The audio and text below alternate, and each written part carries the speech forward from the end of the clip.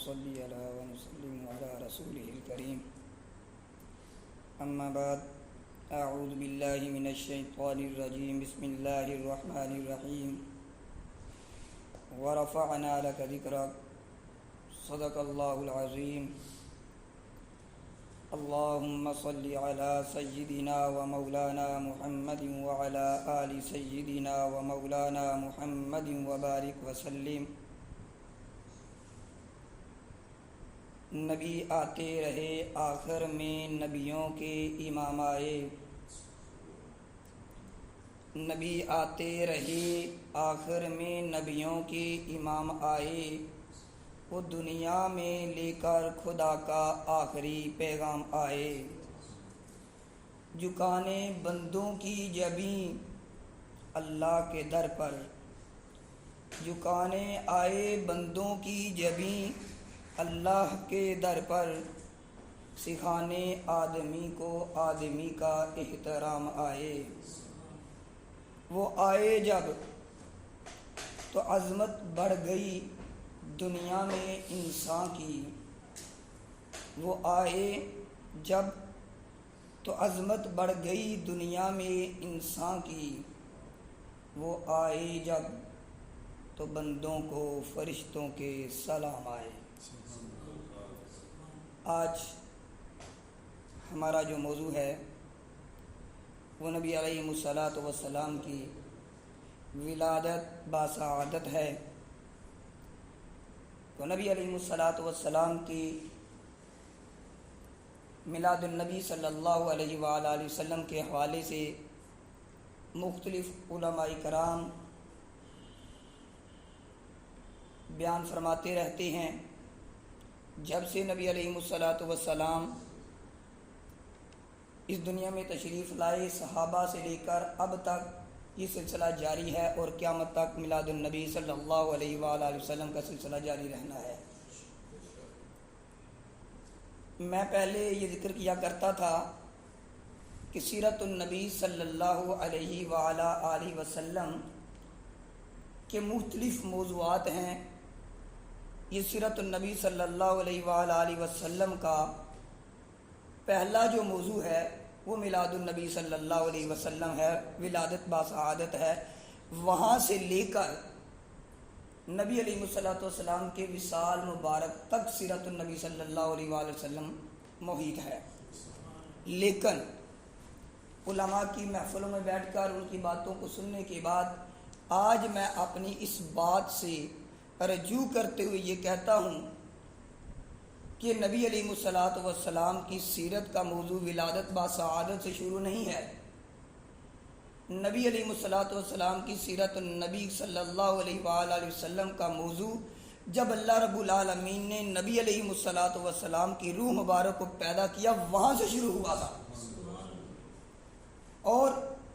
جب تک لوگ جنت میں داخل نہیں ہو جائیں گے اس وقت تک سیرت النبی علیہ الصلوۃ والسلام کا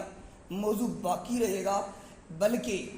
جنت میں جا کر بھی محفل سجائی جائے گی اور نبی علیہ الصلوۃ والسلام کو صدارت کی کرسی پر بٹھایا جائے گا، اور وہاں نبی علیہ الصلوۃ والسلام کی زبان اقدس سے، حضرت داؤد علیہ السلام کی زبان سے، اور خود اللہ رب العالمین ہمیں قرآن مجید کی تلاوت سنائیں گے جو اہل جنت ہوں گے۔ اور انشاءاللہ العزیز ہمیں اللہ رب العالمین سے یہ امید ہے کہ ہم بھی اس محفل میں انشاءاللہ بیٹھے ہوئے ہوں گے۔ تو ولادت باسعادت کے حوالے سے بہت سارے واقعات، بہت سارے انداز، خطیب کے اندازوں میں آپ نے سنے ہوئے وہی واقعات ہیں۔ انہی واقعات کو مختلف انداز میں بیان کرتے ہوئے چند چیزوں کا، تاکہ ہمارا بھی نام اس میں شامل ہو جائے، ان کا تذکرہ کرتا ہوں۔ سب سے پہلے یہ کہ حضرت آمنہ رضی اللہ تعالی عنہ جب نبی علیہ الصلوۃ والسلام ان کے بطن میں آئے تو وہ فرماتی ہیں کہ نبی علیہ الصلوۃ والسلام جب میرے بطن میں آئے تو میرے جسم سے خوشبو پیدا ہو گئی۔ میں اگر کسی درخت کو، کسی برتن کو، کسی دیوار کو ہاتھ لگاتی ہوں تو اس سے بھی خوشبو جاری ہو جایا کرتی تھی، یہاں تک کہ مکہ المکرمہ کی گلیوں میں، محلوں میں یہ خوشبو ایسی پھیلی کہ لوگوں نے عبد المطلب کے پاس جا کر یہ شکایت کی کہ آپ کی جو بہو ہے وہ بیوہ ہو چکی ہے اور وہ خوشبو لگاتی ہے۔ انہوں نے آ کر اپنی زوجہ محترمہ نبی علیہ الصلوۃ والسلام کی دادی صاحبہ جن کا نام فاطمہ تھا ان سے تذکرہ کیا۔ انہوں نے کہا کہ مجھے کیا پوچھتے ہو، اپنی بہو سے پوچھو۔ تو کہتے ہیں، ایک خطیب فرماتے ہیں عبدالحنان صدیقی صاحب کہ فاطمہ حضرت آمنہ رضی اللہ تعالیٰ عنہ نے مٹی اتار کے دیوار سے تو اپنے والد عبد المطلب کو دی، تو جب انہوں نے سونگھی تو وہ خوشبو وہی جو ان کے بطن سے آ رہی تھی۔ انہوں نے پوچھا یہ کیا ماجرا ہے؟ انہوں نے کہا ابا جی یہ ماجرا مجھے بھی سمجھ نہیں آتا، بلکہ کیا ماجرا ہے کہ میں جب اماں مجھے کہتی ہیں کہ جاؤ جا کر پانی لے کر آؤ، تو وہ کنویں میں جب ساری عورتیں آتی ہیں وہ پانی لینے کے لیے ڈول نیچے پھینکتی ہیں، تو جب میں کنویں کے قریب پہنچتی ہوں تو ان کے ڈول تو نیچے رہ جاتا ہے، پانی اچھل کر میرے پاؤں کو چومنا شروع کر دیتا ہے۔ ابا جی میں آپ کو کیا بتاؤں، میں جب زمین پر چلنا شروع کرتی ہوں تو زمین میرے لیے موم بن جاتی ہے۔ ابا جی میں جب چلتی ہوں تو مجھے ایسے محسوس ہوتا ہے جیسے ایک بادل کا ٹکڑا میرے اوپر سایہ کیے ہوئے ہے۔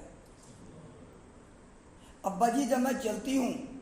تو میں دیکھتی ہوں کہ درخت مجھے جھک جھک کر سلام کر رہے ہوتے ہیں۔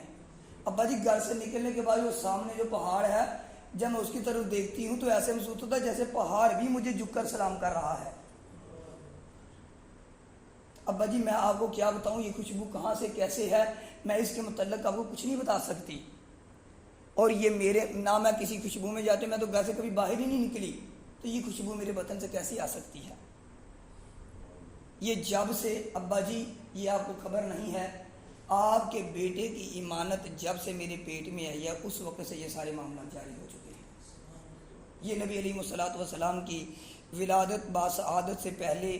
یہ سارے کے سارے معاملات ہیں، بلکہ حضرت آمنہ نے فرمایا ابا جی اس سے بڑھ کر میں آپ کو بتاؤں، میں جب رات کو سوتی ہوں تو مجھے خواب آتے ہیں، اور مجھے خواب کے اندر حضرت آدم علیہ السلام کی زیارت ہوتی ہے، ابراہیم علیہ السلام کی زیارت ہوتی ہے، موسیٰ علیہ السلام کی زیارت ہوتی ہے، اس کے علاوہ اور انبیاء کا بھی ذکر کیا، اور عرض کرنے لگی ابا جی مجھے اماں حوا کی زیارت کروائی گئی، مجھے اماں آسیہ کی زیارت کروائی گئی، مجھے اماں مریم علیہ السلام کی زیارت کروائی گئی،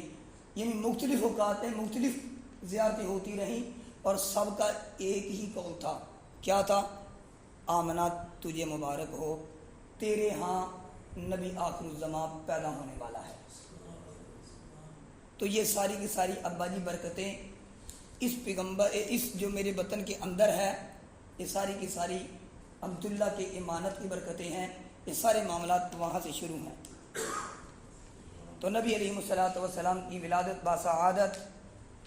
واقعہ فیل کے 50 یا 55 دن کے بعد ربیع الاول کے مہینے میں